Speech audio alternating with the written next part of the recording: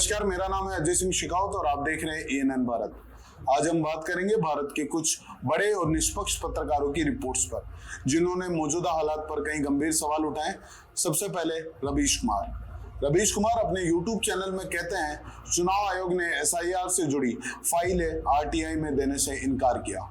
सवाल ये है कि इतनी बड़ी कार्रवाई पर रिकॉर्ड क्यों नहीं है। रिपोर्टर्स और RTI कार्यकर्ताओं के सवालों का आयोग ने गोलमोल जवाब दिया। विपक्ष इसे वोट चोरी छुपाने की कोशिश मान रहा है। इसका निष्कर्ष जो है वो है, पारदर्शिता जरूरी है, बिना सूचना जनता का भरोसा कैसे बचेगा। अभिषार शर्मा अपने YouTube चैनल में कहते हैं कि बिहार में कांग्रेस दफ्तर पर बीजेपी कार्यकर्ताओं का हमला हुआ और राहुल गांधी के बयान को लेकर विवाद और गहरा गया। बीजेपी भाषाई मर्यादा पर कांग्रेस पर प्रहार कर रही है, जबकि कांग्रेस ने पलटवार करते हुए कहा कि बीजेपी खुद अपशब्दों और भड़काऊ बयानों की सबसे बड़ी मिसाल रही है। निष्कर्ष, सियासी झगड़े में असली मुद्दे दब रहे हैं। सत्य हिंदी के एक प्रोग्राम में दिखाया गया कि दरभंगा में राहुल गांधी की वोटर अधिकार यात्रा के मंच से PM मोदी और उनकी दिग्वंत मां को गाली दिए जाने का मामला गर्मा गया है। बीजेपी ने इसे बड़ा मुद्दा बनाते हुए कांग्रेस मुख्यालय पर प्रदर्शन किया और राहुल पर हमला बोला। कांग्रेस ने पलटवार करते हुए कहा कि बीजेपी हताशा में हिंसा कर रही है। निष्कर्ष, बिहार की सियासत अब वोट चोरी बनाम गाली विवाद पर अटकी है। प्रसून वाजपेयी अपने YouTube चैनल में कहते हैं कि सितंबर का महीना भारतीय राजनीति और सत्ता संतुलन के लिए बेहद अहम साबित हो सकता है। 1 सितंबर को सुप्रीम कोर्ट गडकरी के एथेनॉल प्रोजेक्ट पर सुनवाई करेगा। 9 को उपराष्ट्रपति चुनाव होगा। 12 को मुकेश अंबानी की ट्रंप से मुलाकात मानी जा रही है। 15 को अनंत अंबानी के वंतारा केस की सुनवाई और 17 को PM मोदी 75 वर्ष के हो जाएंगे। निष्कर्ष, यह महीना सत्ता और भविष्य की राजनीति की दिशा तय करेगा। शेखर गुप्ता ने अपने YouTube चैनल द प्रिंट में दिखाया कि पीटर नोवेरो ने भारत पर हमला बोलते हुए आरोप लगाया कि भारत रूस से सस्ता कच्चा तेल खरीदकर उसे रिफाइन कर दुनिया में महंगे दामों पर बेच रहा है और इससे पुतिन की जंग को सहारा मिल रहा है।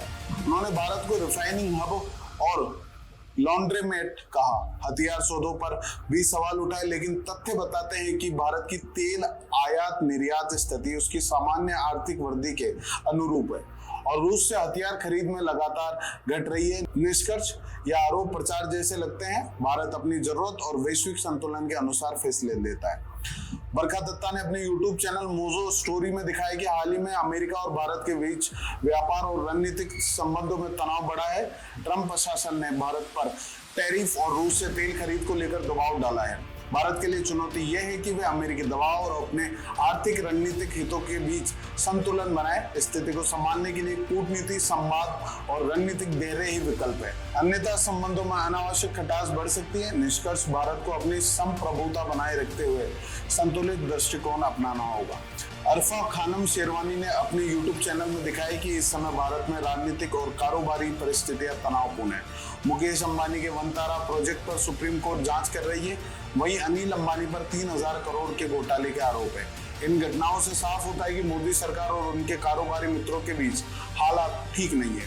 आम जनता का मूड और विपक्षी की सक्रियता ये संकेत दे रही है कि सरकार की स्थिति चुनौतीपूर्ण है। इसका निष्कर्ष आने वाले समय में इस स्थिति का असर दिखाएगा। निधि रसडेन ने डिकोडर के एक प्रोग्राम में दिखाया कि भारत की अर्थव्यवस्था तेजी से बढ़ रही है, लेकिन ट्रंप के टैरिफ से निर्यातकों को अल्पकालिक नुकसान हो रहा है, खासकर टेक्सटाइल, चमड़ा और ज्वेलरी सेक्टर में। अमेरिका के साथ कूटनीतिक तनाव और पाकिस्तान के साथ उसकी बढ़ती बातचीत स्थिति को जटिल बना रही है। ट्रंप के साथ व्यक्तिगत कूटनीति में अधिक आत्मविश्वास ने वार्ता में चुनौती पैदा की है, जिससे रणनीतिक विकल्पों की आवश्यकता स्पष्ट हुई। निष्कर्ष, भारत को सतर्क रहते हुए अपने हित बचाने चाहिए। मिलत टाइम्स ने अपने YouTube चैनल में दिखाया कि ओवैसी और इमरान प्रतापगढ़ी को लेकर मुसलमानों में बहस है कि क्या अपनी राजनीतिक पार्टी होनी चाहिए या सिर्फ कांग्रेस, समाजवादी जैसी पार्टियों पर भरोसा करना चाहिए। सच ये है कि जब मुसलमानों के मसले उठते हैं तो उनकी अपनी पार्टियां ही खुलकर आवाज बुलंद करती है।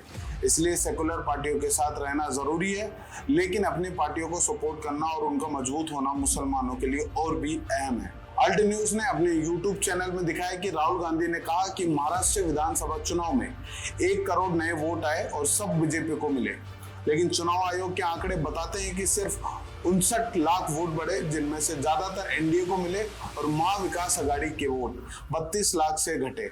यानी राहुल गांधी का 1 करोड़ और सारे वोट बीजेपी को वाला दावा गलत है। असलियत में वोट बढ़े तो सही, पर उतने नहीं, विपक्ष के वोट घटे भी हैं। द वायर ने अपने यूट्यूब चैनल में दिखाया, आरएसएस प्रमुख मोहन भागवत ने कहा कि संगठन आंदोलन नहीं करता, केवल राम मंदिर अपवाद था। काशी और मथुरा पर संघ शामिल नहीं होगा, लेकिन स्वयं सेवक जा सकते हैं। उन्होंने मुसलमानों से अपील की कि यह स्थल हिंदुओं को सौंप दे और साथ ही लोगों को 3 बच्चे पैदा करने की सलाह दी। निष्कर्ष, बयान समाज में विवाद और तनाव बढ़ा सकते हैं। तो दोस्तों, जैसा कि हमने देखा, देश की राजनीतिक, सामाजिक और आर्थिक परिस्थितियां फिलहाल बेहद जटिल है। वोटर अधिकार, सियासी विवाद, आर्थिक दबाव और वैश्विक तनाव सब आपस में जुड़े हुए हैं। पत्रकारों की रिपोर्ट्स हमें सिर्फ खबरें नहीं दिखाती, बल्कि सवाल उठाने और समझने का मौका देती है। अगर आप इन सभी पत्रकारों के वीडियोस देखना चाहते हैं तो इनके वीडियोस के लिंक डिस्क्रिप्शन में है, लिंक पर जाकर आप इनके वीडियोस देख सकते हैं। तो दोस्तों, ये था आज का निचोड़। वीडियो को लाइक और शेयर करना ना भूलें और चैनल को सब्सक्राइब करें, ताकि हम आपके लिए इसी तरह निष्पक्ष रिपोर्ट्स लेकर आते रहें। धन्यवाद।